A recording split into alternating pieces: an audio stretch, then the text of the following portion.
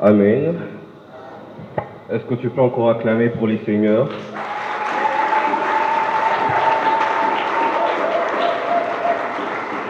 Je ne sais pas pourquoi, mais j'ai l'impression que vous êtes un peu, vous avez un peu froid. J'aimerais vraiment que vous acclamez les seigneurs comme il le faut. Acclame encore celui qui a permis que tu sois ici présentement. Fais encore du bruit maintenant.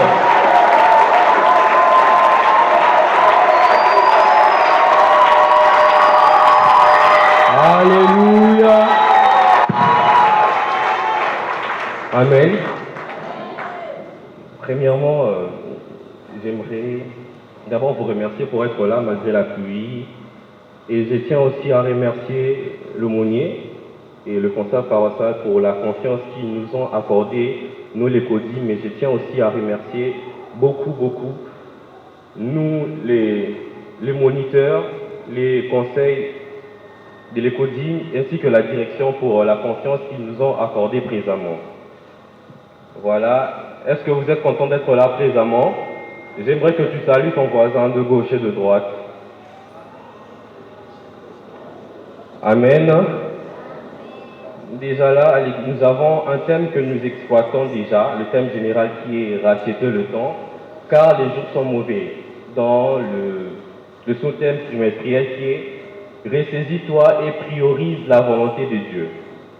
C'est vraiment un grand thème et un très grand sous-thème aussi.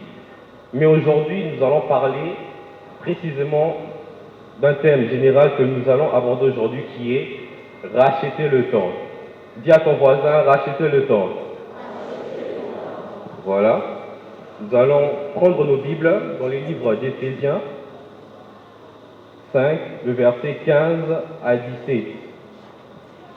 Est-ce qu'on peut se tenir debout pour la lecture, s'il vous plaît?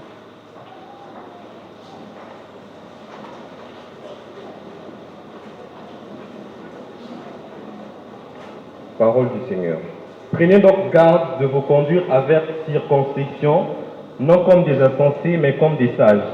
Rachetez le temps, car les jours sont mauvais. C'est pourquoi ne soyez pas inconsidérés, mais comprenez quelle est la volonté du Seigneur. Je vais lire aussi sur la version Semeur pour plus la compréhension du thème. La Bible dit: veillez donc avec soin à votre manière de vivre. Ne vous comportez pas comme des insensés, mais comme des gens sensés. Mettez à profit les occasions qui se présentent à vous, car nous vivons des jours mauvais. C'est pourquoi ne soyez pas déraisonnables, mais comprenez ce que le Seigneur attend de vous. Amen. Vous pouvez vous rasseoir. Aujourd'hui, nous allons exploiter 4 grands points, qui est, premièrement, qu'est-ce que racheter le temps? Pourquoi racheter le temps? Comment racheter le temps? Ainsi que la particularité du croyant qui rachète le temps. Mais avant tout ça, nous allons commencer d'abord par définir les termes racheter et temps. Le terme racheter, c'est acheter ce qu'on a vendu, c'est acheter des choses de même espèce que celles qu'on a vendues ou qu'on ne possède pas. Qu'est-ce que je veux dire par là? C'est racheter, c'est acheter quelque chose que nous avons vendu ou nous avons perdu à cause peut-être d'un déménagement ou à cause d'un manque d'argent. Nous allons définir le mot temps. Le temps est une durée des choses marquée par certaines périodes, principalement par la révolution apparente du soleil. Et c'est aussi une durée limitée par l'opposition à l'éternité. Nous allons aller rapidement vu que nous n'avons pas assez de temps. Nous allons commencer par le premier point qui est une question. Qu'est-ce qui est racheter le temps? Selon son biblique Éphésiens 5,16, c'est garder la tête chère, porter un jugement sur les ensembles des idées et les événements après une réflexion sagement mûrie. Deuxièmement, c'est fuir l'ivresse produite par l'alcool ou par toute autre vice. C'est vivre par l'esprit qui libère de la vieille nature, par la mort à la nouvelle nature. Nous avons comme référence Romains 6, 7 à 10 et Romains 6, 14. Racheter le temps, qu'est-ce que racheter le temps? C'est chercher à savoir où est son trésor pour placer son cœur. Qu'est-ce que racheter le temps? C'est vivre pleinement sa destinée en imitant Jésus et en priorisant sa volonté. Dieu nous demande de racheter le temps. Pourquoi nous demande de racheter le temps? Mais premièrement, nous devons d'abord savoir que signifie racheter le temps pour un chrétien. Pour un chrétien, racheter le temps, c'est se poser des questions sur les choses qui l'empêchent d'entretenir une très bonne relation avec Dieu. C'est savoir faire des restrictions sur certaines choses qui l'empêchent d'améliorer ou qui l'empêchent d'être toujours en contact avec Dieu ou avec sa parole. Lorsque je dis que racheter le temps, c'est vivre par l'esprit qui libère de la vieille nature à la nouvelle nature, c'est-à-dire quoi? Lorsque nous avons fait une réflexion sur certains événements ou certaines idées qui nous empêchent à racheter le temps comme il le faut, nous acceptons d'abord que nous avons une nature pécheresse. Et lorsque nous acceptons que nous avons une nature pécheresse, l'Éternel Dieu nous accorde sa miséricorde. Et lorsqu'il nous accorde sa miséricorde, nous sortons de la nature pécheresse pour entrer dans une nouvelle nature. Et cette nouvelle nature-là est chrétien. Et lorsque vous rachetez le temps et lorsque vous quittez de la vieille nature pour la nouvelle nature, ça ne s'arrête pas seulement là. Après avoir quitté de la vieille nature à la nouvelle nature, nous devons aussi chercher à placer notre cœur en Dieu. Parce que généralement, la plupart des gens pensent que lorsque nous acceptons Jésus-Christ comme Seigneur et Sauveur, la plupart des gens croient que ça s'arrête là. Non, ça ne s'arrête pas seulement là. Mais ça consiste aussi à entretenir d'abord cette relation que cette nouvelle relation que vous avez avec l'Éternel Dieu, et de toujours rester en contact pour ne pas tomber dans des tentations, dans d'autres choses qui vont nous éloigner de cette nouvelle relation que nous avons avec Dieu. Lorsque je dis que racheter le temps, c'est vivre pleinement sa destinée, c'est-à-dire quoi? Tu es conscient que la nouvelle nature que tu as avec Jésus-Christ est une nature dans laquelle tu te sentiras à l'aise, et que tu imites sa volonté et que tu priorises sa volonté, vous allez remarquer que la plupart des choses qui étaient compliquées pour vous deviendront plus faciles. Les choses qui vous semblaient peut-être difficiles à accomplir deviendront plus faciles. C'est pour cela que l'Éternel Dieu veut que nous puissions racheter le temps. Le deuxième point, qui est pourquoi racheter le temps. Mais nous allons nous préciser pour un chrétien pourquoi nous devons racheter le temps. Premièrement, pour ne plus être esclave du péché. Comme référence biblique, Romains 6, 6. Nous allons le lire, je vais le lire rapidement. La Bible dit: sachant que notre vieil homme a été crucifié avec lui, afin que le corps du péché soit détruit, pour que nous ne soyons plus esclaves du péché. C'est-à-dire quoi? Lorsqu'un chrétien se pose la question pourquoi il doit racheter le temps, premièrement, c'est pour qu'il ne soit plus esclave du péché. Parce que lorsque nous vivons dans le monde, lorsque nous vivons avec la nature pécheresse, nous vivons sous la loi. Alors que lorsque nous vivons selon Jésus-Christ, selon sa parole, nous vivons sous la grâce. Parce que l'être humain, le corps que nous avons ici présentement, est voué à vivre selon le monde, selon les désirs de la chair. Et lorsque nous vivons selon le monde et selon les désirs de la chair, nous ne vivons pas selon la grâce, mais selon la loi. Alors lorsque nous mourons, nous acceptons que nous sommes des natures passages pour devenir une personne de Christ. Nous ne vivons plus selon la loi, mais nous vivons selon la grâce. Amen. Deuxièmement, et ce que nous devons savoir aussi, c'est que les péchés, premièrement, tirent son origine de Satan. Nous avons comme référence biblique Ézéchiel 14, 12 à 14. Deuxièmement, les péchés pénètrent dans le monde par Adam. Nous avons comme référence biblique Romains 5, 12. Troisièmement, le péché devint et demeure universel à l'exception de Christ. Nous avons comme référence 1 Pierre 2, 22. Quatrièmement, le péché entraîne la peine de mort spirituelle et physique. Nous avons comme exemple Adam, lorsqu'il a péché contre Dieu, il n'avait plus ce pouvoir ou cette capacité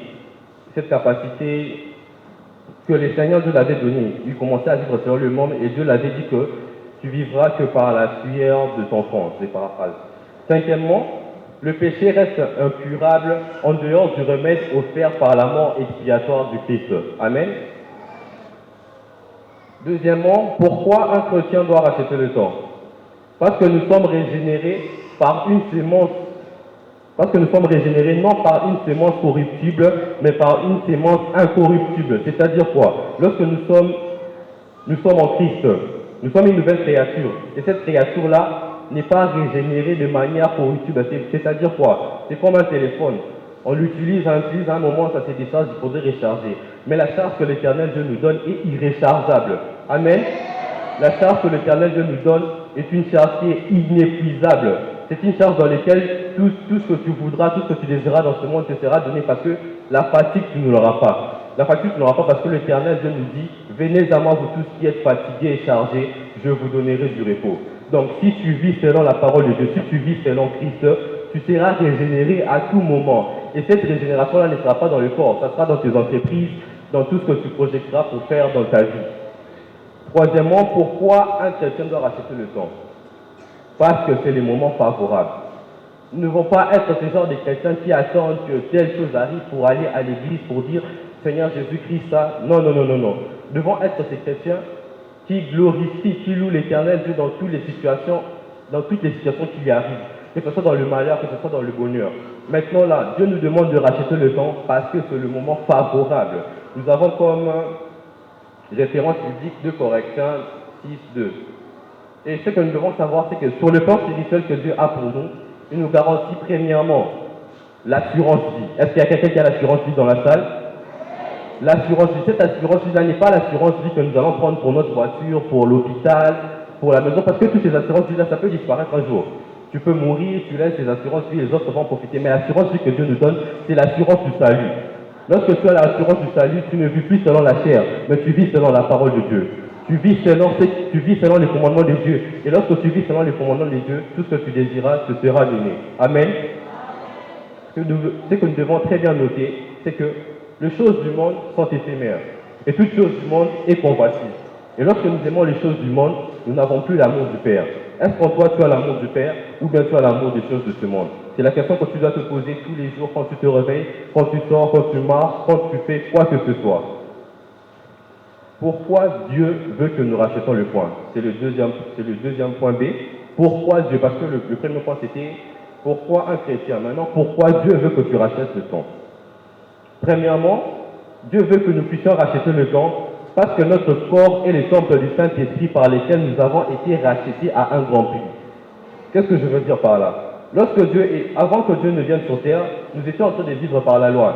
Et lorsque nous étions en train de pécher, à la seconde ou à une fraction de seconde, nous sommes frappés directement. Et lorsque Dieu est venu sur terre, il est venu pour nous accorder la grâce, sa miséricorde qui nous permet de retourner facilement vers le Père. Lorsqu'on nous dit que notre corps est le temple du Saint-Esprit, c'est que nous devons le consacrer à Dieu parce que ce corps a été racheté par Dieu à un très grand prix, qui a été le sacrifice expiatoire. Amen. Deuxièmement, pourquoi Dieu veut que nous rachetons les temps? Parce que Dieu ne veut pas seulement qu'on expérimente, mais il veut aussi qu'on vive ses bontés et sa miséricorde inépuisable. Est-ce que quelqu'un me suit? Dieu veut que nous puissions racheter le temps parce qu'il veut qu'on ne puisse pas seulement expérimenter. Nous ne devons pas être ces chrétiens qui vivent selon les expérimentations. Non, nous devons vivre les choses comme il se doit, comme Dieu l'a voulu. Nous devons être ces chrétiens qui vivent ses bontés et ses miséricordes inépuisables. Nous avons comme référence biblique Philémon 1,14, 2 Pierre 3,18, Romains 2,4, Éphésiens 5,9. Troisièmement, pourquoi Dieu veut que nous puissions racheter le temps? Parce qu'il ne veut pas qu'on vive selon le temps, mais qu'on vive selon l'éternité. Lorsque Dieu nous demande de racheter le temps, au début quand j'ai parlé de qu'est-ce qui racheter le temps, nous avons compris que c'est porter une réflexion mûrie sur l'ensemble des idées ou des choses qui nous bloquent à aller de l'avant ou à racheter le temps comme il faut. Dieu veut que nous puissions racheter le temps pour que nous ne vivons plus pas selon le temps. Parce que lorsque tu vis selon le temps, tu vis selon les péchés.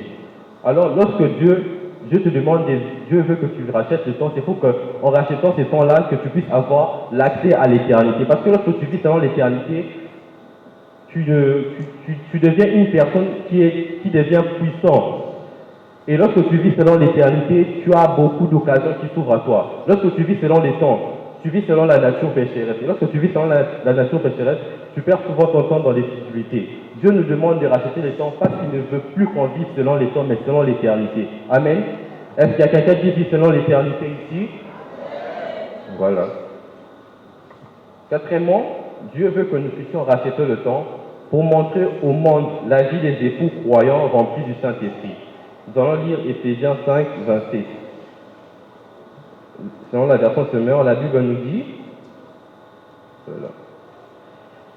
Il a ainsi voulu se présenter cette Église à lui-même, rayonnante de beauté, sans tache, ni ride, ni aucun défaut, mais digne de Dieu irréprochable. Lorsque je dis que Dieu veut que nous puissions racheter le temps pour montrer la vie des époux croyants remplis du Saint-Esprit, je vais donner un exemple simple. Lorsque deux personnes se réunissent pour se marier, on invite les gens, on fait des grandes fêtes, on invite les gens, nos oncles, nos tantes, ainsi de suite.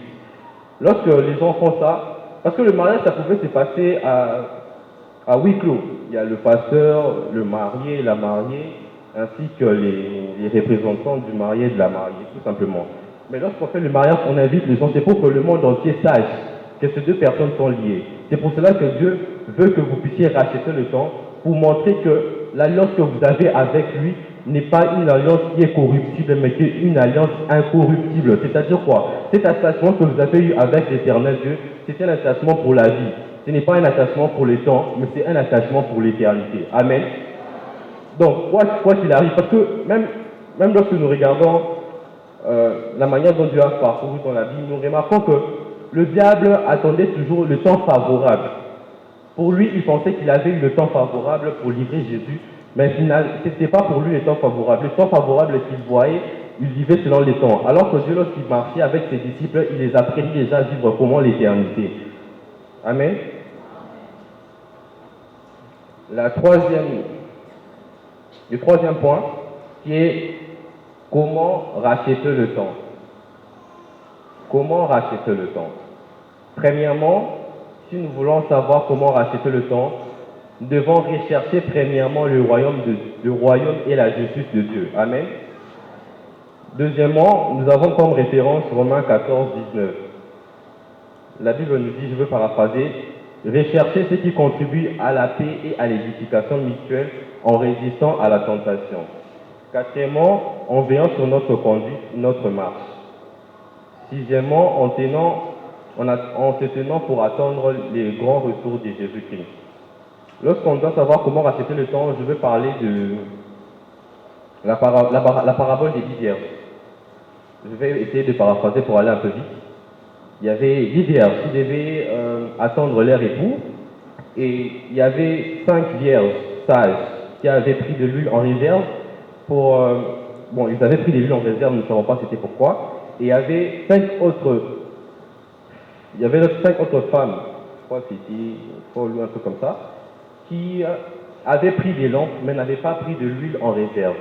La nuit tomba, les époux tarda à arriver. Les épouses, donc les 10 femmes vierges, étaient là en train d'attendre. Certains se sont endormis. Et lorsque un cri qui est sorti de nulle part, on n'a pas dit qui avait dit, les époux sont arrivés, c'est un cri qui est sorti de nulle part. Et les 5 vierges sages qui avaient pris de l'huile en réserve ont rajouté de l'huile dans leur lampe. Alors que les 5 autres vierges n'avaient pas pris de l'huile en réserve. Et lorsqu'ils devaient aller voir les époux, elles manquaient de l'huile pour aller éclairer et accueillir leur époux.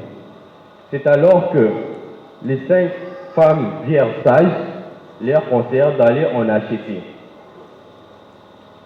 Est-ce que quelqu'un me comprend? Vous êtes là? Voilà. Qu'est-ce que je veux dire par là?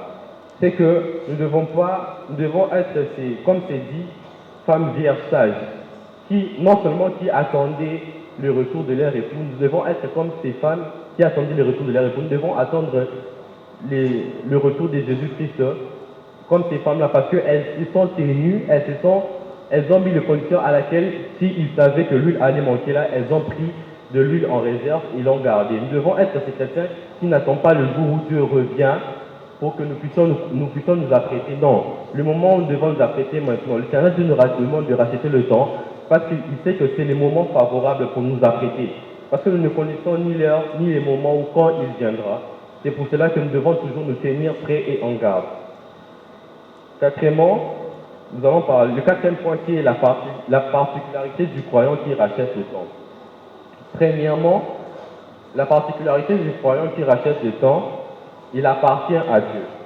Nous avons comme référence biblique Ésaïe 43:1. Ainsi donc parle l'Éternel maintenant, qui t'a créé, ô Jacob, c'est lui qui t'a formé, ô Israël. Ne crains rien car je te rachète et je t'appelle par ton nom, tu es à moi. Le chrétien qui rachète le temps comme il le faut, premièrement, il appartient à Dieu. Et lorsqu'il appartient à Dieu, l'Éternel Dieu est fier de se vanter dessus. J'ai paraphrasé Ésaïe 43:1. La Bible nous montre comment l'Éternel parle à Jacob, comment l'Éternel parle à Israël, comment l'Éternel se vante. Il lui dit qu'il t'a racheté et tu es à moi. Donc, automatiquement, lorsque nous rachetons le fonds comme il le faut, nous appartenons directement à l'Éternel Dieu. Deuxièmement, il est donné à Christ par Dieu. Nous avons comme référence Jean 17:14 et 1 Corinthiens 3. Troisièmement, il a la sécurité parfaite pour les croyants. Référence biblique, Ésaïe 54, 17, Jean 10, 25. Quatrièmement, il a la preuve de la sécurité. Nous avons Psaume 23, 1, Psaume 91, 1, Ésaïe 49 et Ésaïe 49, 16. Ce que nous devons savoir ici maintenant, je suis allé un peu vite parce que nous sommes à défaut de temps. Lorsque Dieu nous demande de racheter le temps, ce n'est pas qu'il s'attend de nous que nous soyons comme lui. Ce n'est pas qu'il s'attend de nous que nous soyons un deuxième exemple. Parce que lorsque nous lisons la Bible, nous remarquons bien que l'Éternel s'est vanté de Job. Et l'Éternel Dieu aussi veut se vanter de toi comme il s'est vanté de Job. Job, malgré la souffrance qu'il avait, il louait toujours l'Éternel. Il remerciait toujours l'Éternel. Il disait toujours à l'Éternel, ce qui m'arrive, c'est grâce à toi. Même si je suis dans la souffrance, c'est grâce à toi. Nous devons être ces chrétiens qui louent l'Éternel dans tout ce qu'il fait. Nous sommes aujourd'hui là présentement parce que tout ce qui nous réunit ici, c'est parce que nous sommes venus pour un seul but. Mais généralement, la plupart des gens ont perdu l'idée de ce but ici présentement. Dans la quinzaine, nous exploitons un thème qui est « Ses bontés et ses miséricordes sont inépuisables ». Lorsque nous attendons déjà ces thèmes, nous comprenons que l'Éternel Dieu nous a fait voir déjà depuis que nous sommes tout petits qu'il a toujours été miséricordieux et il nous a toujours accordé ses bontés. La protection que Dieu nous a accordée depuis tout petit jusqu'à maintenant, la plupart de nous ne savent pas comment remercier le Seigneur. La plupart se disent que non, nous sommes des êtres vivants, nous vivons, nous nous réveillons, nous mourons, tout dépend de l'organisme de l'être vivant. Non. Dieu aime tout le monde. Même les païens, Dieu les aime. Parce que, généralement, la plupart des païens, ils louent aussi les Seigneurs parce que Jésus aussi souvent leur fait grâce. Et vous qui êtes ici chrétiens, vous avez souvent du mal à louer l'Éternel Jésus parce que vous n'avez pas souvent ce moment-là où vous ne priorisez plus la volonté de Dieu comme avant. Nous exploitons un thème qui est priorise la volonté de Dieu. Et le sous-thème du semestre passé qui était imite Jésus et priorise sa volonté, c'était des thèmes qui nous montraient comment nous devons se comporter vis-à-vis de Dieu.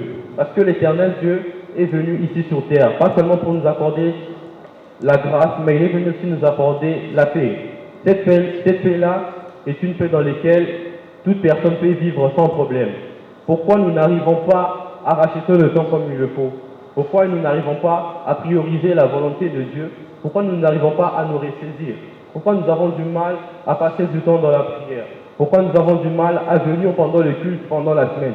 Pourquoi nous avons du mal à réorganiser les focus comme avant? Pourquoi nous avons du mal à parler de Dieu comme avant? Pourquoi notre cœur est toujours tourné vers le mal? Si tu es chrétien, ton cœur est tourné vers le mal, ce que tu dois savoir, c'est que tu n'appartiens pas à Dieu. Lorsque ton cœur est tourné vers le mal, tu ne vas pas te conduire selon la volonté de Dieu, mais tu vas te conduire selon la volonté de la chair. Et ce n'est pas ce que Dieu attend de nous. Dieu nous demande de racheter le temps parce qu'il veut que nous puissions vivre de ses miséricordes et de sa bonté. Parce qu'il veut que nous puissions vivre selon ses commandements. Parce que si nous décidons de vivre selon la chair, lorsque nous vivons selon la chair, nous sommes toujours attirés par ce qui frappe aux yeux. Et ce qui frappe aux yeux n'est pas bon pour la chair, n'est pas bon pour l'être humain et pour sa chair. L'Éternel Dieu nous demande à ce que nous puissions vivre selon lui, vivre selon son esprit, vivre selon sa parole. Lorsque nous vivons selon la chair, nous appartenons au temps. Lorsque nous vivons selon le Christ, nous vivons selon la parole de Dieu, nous appartenons à l'éternité. Même généralement, lorsque nous faisons nos prières, nous disons toujours à la fin lorsque notre Père qui est aux cieux, que ton nom soit sanctifié, que ton règne vienne, que ta volonté soit faite sur la terre comme au ciel. Donne-nous aujourd'hui notre pain de ce jour, pardonne nos offenses comme nous pardonnons aussi à ceux qui nous ont offensés, mais ne nous laisse pas entrer en tentation, mais délivre-nous du mal, car c'est à toi qu'appartient des siècles et des siècles. Lorsque nous disons des siècles et des siècles, ce n'est pas seulement pour Dieu que nous vivons, c'est aussi pour nous.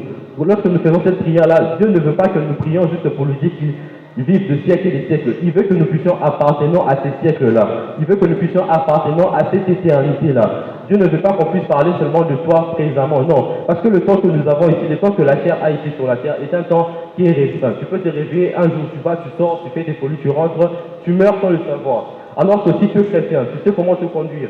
Tu pars à l'église, tu fais ce qu'il faut pour rendre gloire à Dieu. Tu peux mourir aujourd'hui. Ça ne va pas te poser un problème parce que tu es déjà mort. Tu es déjà mort physiquement et tu appartiens maintenant à la spiritualité de Dieu. Tu appartiens à la spiritualité de Dieu. Dans cette spiritualité-là, tu vis pour l'éternité. Lorsque tu es chrétien, tu vis maintenant là, tu vis pour l'éternité. Donc, toutes les choses que tu verras dans ce monde, tu peux avoir un accident maintenant, tu te casses et tu te dis, bon, c'est pas grave parce que je vis déjà dans l'éternité. Tu peux avoir des opérations, tu as du mal à marcher ou tu peux avoir n'importe quelle douleur, mais lorsque tu vis selon l'éternité, tu ne vas pas te préoccuper de ça parce que l'éternel Dieu t'a déjà donné cette force régénératrice dans laquelle tu vis dans les éternités. Lorsque tu vis dans les éternités, tu as cette capacité de chambouler la vie de cette personne qui ne croit pas en Dieu. Amen. Si tu vis selon l'éternité de Dieu, tu as cette capacité de soulever les montagnes, tu as cette capacité de déplacer tout ce que tu veux. Si seulement tu rachètes le temps comme il faut. C'est tel que nous exploitons est un thème qui parle de beaucoup de choses. Racheter le temps, les jours sont mauvais. Lorsque le Dieu de Dieu, les jours sont mauvais, parce qu'il est conscient de la tentation qui est ici sur terre.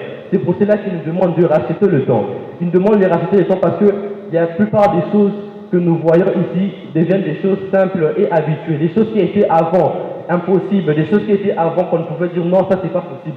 Mais aujourd'hui ça devient possible. Pourquoi? Parce que nous n'avons pas le temps de racheter le temps comme il le faut. Dieu nous appelle à vivre selon l'éternité. Dieu nous appelle à vivre selon sa parole. Dieu nous appelle à vivre non seulement par cette parole, mais de consommer et de vivre selon ses miséricordes. Dieu veut que nous puissions être l'exemple parfait. Dieu veut que nous soyons cette personne qui pousse aux autres qui ne croient pas en lui de changer de nature et de devenir de nouvelles natures. La particularité du croyant qui rachète le temps, c'est là pour vous prouver que lorsque tu es en Christ et que tu es une nouvelle créature, toutes les choses qui sont passées et toutes choses deviennent nouvelles. C'est-à-dire quoi? Tu appartiens à Dieu. Tu as le pouvoir de faire ce qui te semble bon. Tu as le pouvoir de guérir les malades. Tu as le pouvoir de faire tout ce qui te paraît bon à faire. Lorsque nous vivons selon la chair, nous n'avons pas accès à toutes les choses.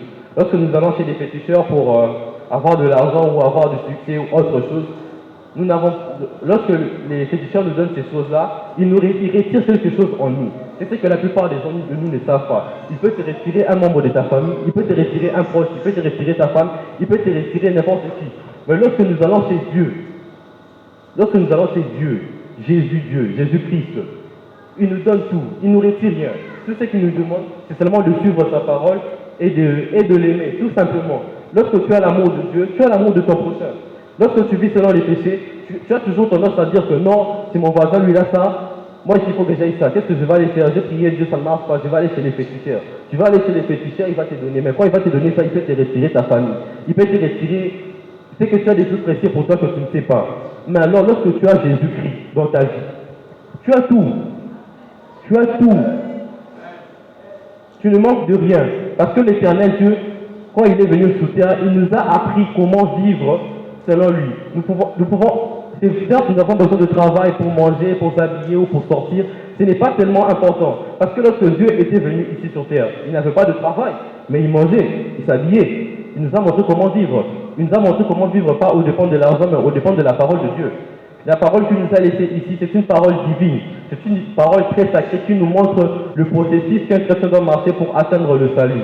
Si tu veux atteindre le salut, rachète le temps comme il le faut. Si tu veux atteindre le royaume des cieux, rachète le temps qu'il le faut. Recherche d'abord, premièrement, le royaume des cieux. Si tu recherches le royaume des cieux, toutes les choses te seront données. Alors que si tu ne recherches pas le royaume des cieux, tu auras toujours du mal,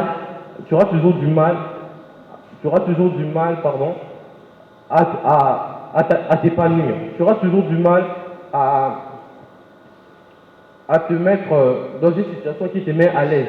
Tu auras toujours tes pensées ailleurs. Je dois faire ceci, je dois faire cela. Mais alors lorsque tu dis Seigneur Jésus, tu peux te réveiller debout matin, tu n'as rien à manger. Tu dis Seigneur Jésus-Christ, je te remercie d'abord pour le souffle de vie. Et chaque fois tu le remercies pour le souffle de vie qu'il te donne. Il peut t'apporter à manger sans que tu le saches. Tu peux être visité le matin par un voisin, oui, bonjour maman, vous allez bien, et on peut tomber la moitié. Là, c'est la grâce de Dieu. Mais lorsque tu ne vis pas Seigneur Jésus-Christ, tu vas te réveiller le matin, tu vas te dire, je dois manger quoi, tu n'as même pas eu le temps de remercier Jésus-Christ pour le souffle de vie qu'il t'a donné. Alors que lorsque nous dormons dans la nuit, nous sommes protégés par Jésus-Christ sans le savoir. Même les païens, ils sont protégés par Dieu sans le savoir. Et généralement, la plupart des païens, ils peuvent être là, ils prient, ils sont en train de prier. Mais un jour, ils vont tomber quelque part dans lequel ils vont se rappeler que Jésus existe. Nous devons vivre selon les éternités. Pourquoi? Parce que lorsque nous vivons selon les éternités, nous ne manquerons de rien. Et tout ce que nous voulons désirer ici présentement nous seront donnés. Lorsque tu recherches premièrement le royaume de Dieu, toutes les choses te seront données.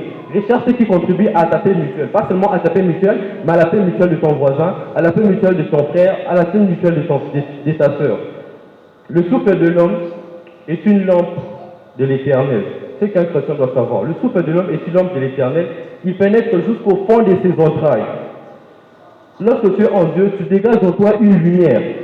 Et cette lumière-là que tu dégages, ce n'est pas une lumière qui s'arrête peut-être à la tête, dans les membres, non. Ce sont des choses.